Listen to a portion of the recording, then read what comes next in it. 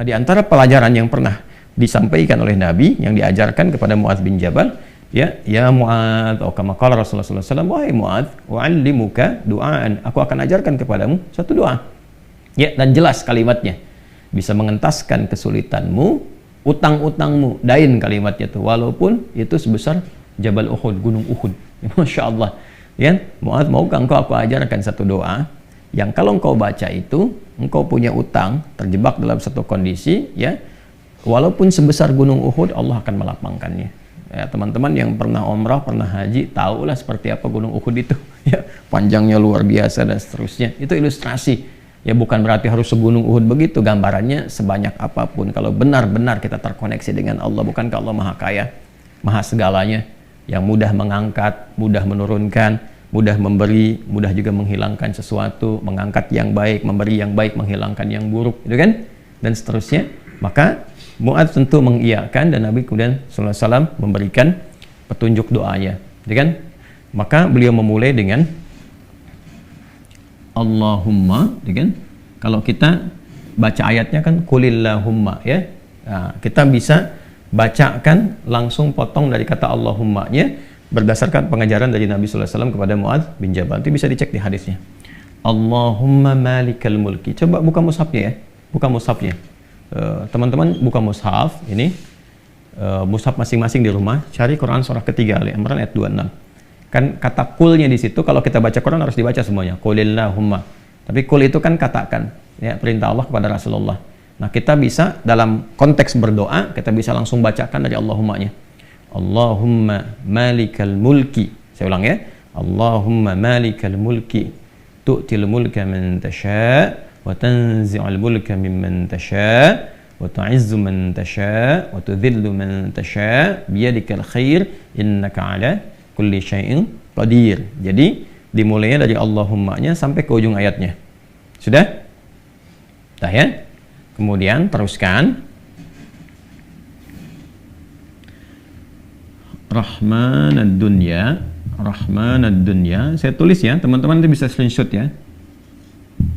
Rahmanad dunya wal akhirah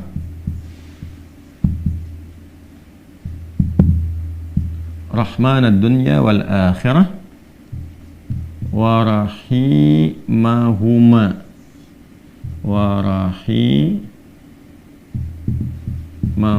Teruskan. Jadi begitu selesai yang Ali Imran 26-nya, ya, kita baca dari Allahumma-nya. Allahumma malikal mulki tu'til mulka man tasha wa tanzi'ul mulka mimman tasha wa tu'izzu man tasha wa tudhillu man tasha biyadikal khair innaka ala kulli syai'in qadir. Rahmanad dunya wal akhirah wa rahimahuma. Jelas ya? Tu'ti hima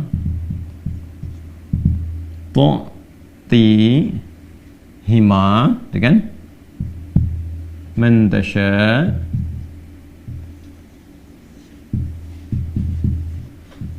dah, wa tamna'u minhuma man tasha.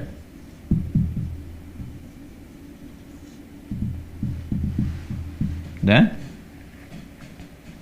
Sudah?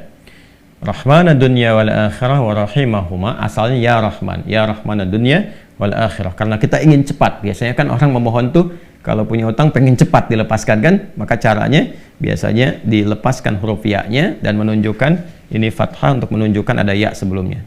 Asalnya ya Rahmanad dunya wal akhirah. Kita percepat supaya kita minta sesuatu dipercepat.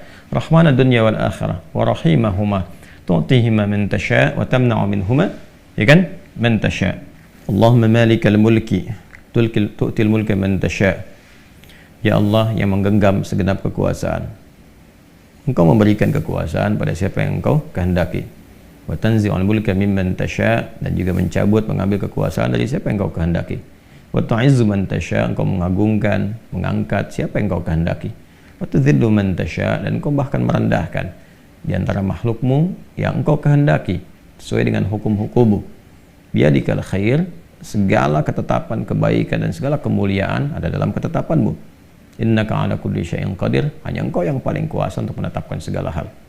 Rahmanad dunya wal akhirah, ya Allah yang maha pengasih, yang sempurna kasihnya dalam urusan dunia dan akhirat. Wa rahimahuma, dan sempurna kasih sayangnya dalam segala urusan dunia dan akhirat. Tutihi man tasya, engkau memberi siapapun, baik di langit ataupun di bumi, kepada siapa yang engkau kehendaki. Wa tamna'u minhum man tasya, engkau pun bisa mencegah apapun terjadi bagi siapapun makhlukmu di langit ataupun di bumi. Jadi kita mengambil dua hal nih, yang baik Allah kasih, dari yang buruk-buruk dicegah, gitu kan. Kemudian ini yang paling indah, aghnini bi rahmatika, ya Allah lapangkan aku. Aghni itu dari kata ghina, aghna yughni, aghni asal katanya dari kata ghina, sesuatu yang lapang dari segi harta, kayakan. Kadang diambil majas untuk mengayakan hati. Di sini maksudnya ke materi. Kayakan aku ya Allah, berikan aku kecukupan yang melapangkan aku, ya kan, dari urusan-urusanku. Maksudnya ini terkait hutang. Bi rahmatika, dengan rahmatmu. Ya ini bahasanya indah sekali, ini balaghahnya tinggi banget ya. Ya kalau kita ambil ke bahasa kita kan begini. Ya Allah, yang paling sayangkan engkau, yang paling punya kan engkau, yang menguasai dunia dan akhirat kan engkau, yang memiliki kebaikan kan engkau, yang mencegah dari segala yang sulit pun kan engkau, yang punya solusi semuanya engkau. Maka dengan kepasrahanku kepadamu dan pengakuanku atas semua rahmat dan kekuasaan keagungan yang engkau miliki, aku memohon dengan rahmatmu, dengan kasihmu, hanya engkau yang sayang ya Allah, yang bisa menyelesaikan urusanku. Ya, dan dengan rahmatmu aku mohon, yang bisa melapangkan keadaan hartaku untuk melunasi utang-utangku. Kalau aku memohon kepadamu saja dengan segala kasih sayangmu, kepada sifat sayangmu, ya kan? Kalau aku memohon dengan segala sayangmu belum kau kabulkan, maka kepada siapa lagi aku mesti mohon? Sedangkan kau yang paling sayang kepadaku. Kalau yang paling sayang saya tidak memberi, lantas kepada siapa saja? Ya, kepada siapa lagi aku mesti memohon?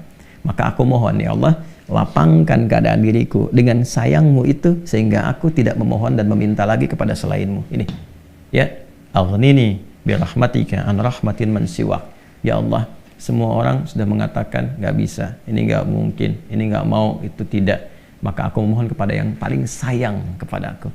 Kalau kepada yang paling sayang saja belum dikabulkan, lantas kepada siapa lagi aku mesti meminta? Mohon lapangkan diriku dan berikan aku kekuatan, sehingga dengan rahmatmu aku tidak meminta kepada siapapun selainmu. Ini indah banget nih kalau kita turunkan dalam bentuk pemaknaan yang balaghahnya. Ini teman-teman doanya. Ya. Setelah itu akhirnya dengan Al-Fatihah. Fatihah itu pahalanya banyak banget, kan? Di antara namanya selain pahala itu juga ada fungsi-fungsi fadilahnya, keutamaannya. Ya, apa di antara fungsi keutamaan fadilah itu disebut juga dengan Al-Kafi, Asy-Syafi, yang mencukupkan segala hal. Ya kan? Yang dengan izin Allah bisa menyembuhkan, karena intisari Quran itu ada di Al-Fatihah. Maka diakhiri dengan Al-Fatihah, kemudian setelah itu tutup dengan sholawat. Tutup dengan sholawat. Nah, nanti ada hadis lain yang mengajarkan kaitan antara hutang dengan memperbanyak sholawat kepada Nabi Muhammad SAW. Ya. Nah, sholawat ini juga penting teman-teman sekalian, diperbanyak di akhir ya. Jadi setelah baca tadi Quran surat Nuh, Ali Imran, ya istighfar dulu. Jadi kalau kita rumuskan kan ketemu 5 kan? Ya, dari mulai kita istighfar dulu dengan segala ketulusan, dalilnya surat Nuh itu. Kemudian di surah Ali Imran kita bacakan, terus praktek doanya kita temukan. Setelah itu Al-Fatihah, setelah itu kemudian sholawat kepada Nabi Sallallahu Alaihi Wasallam. Nanti di hadis lain ada seseorang yang diajarkan oleh Nabi Sallallahu Alaihi Wasallam untuk memanfaatkan, nah ini dia, kapan waktu, di pertengahan malamnya. Ya, untuk memanfaatkan pertengahan malam itu terkait dengan utang piutang juga. Nah, lalu dia berkata, apa yang harus kami lakukan ya Rasulullah? Yang perbanyak gitu kan, ibadah kepada Allah. Lalu diajarkanlah salawat. Aku akan mengambil, kata orang itu, sepertiganya. Kata Nabi, itu baik. Kemudian kalau bisa tambah, aku akan mengambil 2/3-nya. Kata Nabi, kalau itu baik. Lalu kalau bisa tambah, aku akan mengambil keseluruhannya. Ketika orang itu menghidupkan salawat di akhir-akhir malam itu, ya maka Nabi SAW langsung berkomentar, kama qala Rasulullah SAW, maka Allah akan mencukupkan, bahkan melebihkan apapun yang kamu rasakan gitu ya, yang kamu hadapi. Nah, itu beberapa ulama menempatkan bab itu dalam pengantasan utang piutang. Jadi kalau kita temukan, ketemulah kemudian di sana 5 bagian, yang kelimanya ditutup dengan keadaan ini kapan, yaitu waktunya tengah malam, dan ditunaikan diawali dengan sholat dulu untuk mengoneksikan diri kita kepada Allah Subhanahu wa Ta'ala. Jadi kalau Anda bertanya kapan ini dibacakan, ya saya ulangi, kapan ini dibacakan, yang paling pokoknya adalah di pertengahan malam, di 1/3 malam. Jadi bangun malam hari supaya ada getaran kejiwanya lebih cepat mengamalkan Quran surah Al-Muzammil itu surah 73 ya, di ayat yang ke-6, inna nasyi'atal laili hiya asyaddu wat'aw wa aqwamu qila. Bangun malam itu bacaannya menyentuh kepada jiwa, lebih mudah mendapatkan kekhusyuan. Jadi sepertiga malam bangun, istighfar gitu kan. Ya, setelah sholat kita supaya bangun konektivitas dulu. Sholat itu kan kalau sudah bagus khusyuk, konektivitasnya tinggi. Setelah itu baru diistighfari. Istighfar menjelang sahar. Ya, wabil asharihum yastaghfirun, menjelang sahar mereka banyak istighfar. Nah, kalau sudah beristighfar, itu Masya Allah nanti di Quran surah ketiga ayat 17 itu nanti akan diberikan oleh Allah 4 kekuatan yang bersanding dengan orang istighfar. As-sabirina was-sadiqina wal-qanitina wal-munfiqina wal-mustaghfirina bil ashar. Punya kekuatan untuk sabar, punya kekuatan untuk membenarkan ajaran Quran dan mengamalkannya. Kemudian apa lagi? Qanitin, khusyuk ibadah. Orang yang biasa bangun malam istighfar di ujung malam tuh lebih khusyuk ibadahnya. Nanti wal munfiqin, bisa jadi rajin infak, setara itu. 4 itu bisa setara. Jadi orang yang istighfar, pemahaman pertamanya bisa setara amalnya dengan orang yang rajin infak, yang khusyuk ibadah, orang yang membenarkan isi kitab dan mengamalkan, serta orang sabar. Pemahaman berikutnya adalah mendapatkan 4 keutamaan ini. Bisa rajin infak. Bagaimana bisa infak kalau nggak ada yang diinfaki? Ya, makanya itu satu-satunya juga yang menguatkan kembali bahwa ketika bisa istighfar dipraktekkan di ujung malam, wabil asharihum yastaghfirun. Kapan istighfarnya? Setelah tahajud. Dari mana taunya? Quran surah 51 dari ayat ke-15 sampai ke-18. Innal muttaqina fi jannati wa 'uyun akhidina ma atahum rabbuhum innahum kanu qabla dzalika muhsinin. Ayat 17-nya, kanu qalila minal laili ma yahja'un. Kan mereka itu orang-orang yang sedikit tidurnya, maksudnya menghidupkan malam, rajin tahajud. Setelah itu apa? Wabil asharihum yastaghfirun. Menjelang waktu sahar, sepertiga malam ke waktu sahar, ya dekat-dekat ke fajar, dia banyak istighfar. Nah, saat istighfar itulah dia dapatkan sampai hatinya khusyuk, baru bacakan ini. Ya Allahumma malikal mulki tu'til mulka man tasha wa tanzi'ul mulka mimman tasha wa tu'izzu man tasha wa tudhillu man tasha biyadikal khair innaka ala kulli syai'in qadir. Ar-Rahmanud dunya wal akhirah. Itu tulisan ke sana. Wa rahimahuma tu'tihuma man tasha wa tamna'u minhum man tasha. Kemudian teruskan langsung ke bawah. Aghnini bi rahmatika an rahmati man siwak. Minta kepada Allah. Ya, setelah itu boleh sertakan kemudian bahasa-bahasa kita minta. Terus baca Al-Fatihah, tutup dengan salawat kepada Rasulullah sallallahu alaihi wasallam. Ya, itu dibiasakan.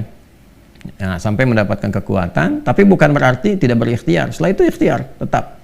Ya, tetap berikhtiar.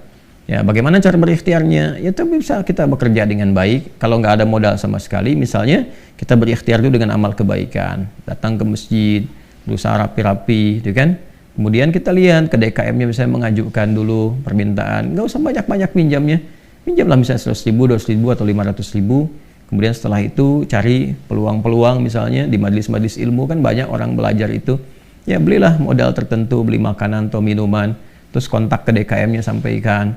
Ya, supaya nanti ada sinergi antara jamaah dengan yang dagang. Bicara dengan baik-baik sehingga nanti diumumkan. Ustadznya juga menyampaikan, berikan kelapangan kepada teman-teman yang sedang misalnya mencari rezeki berjualan, dapat dari situ, tambahkan lagi berdoa. Bisa jadi tiba-tiba Allah berkehendak menggerakkan orang-orang tertentu yang baik dan sebagainya. Ya kan?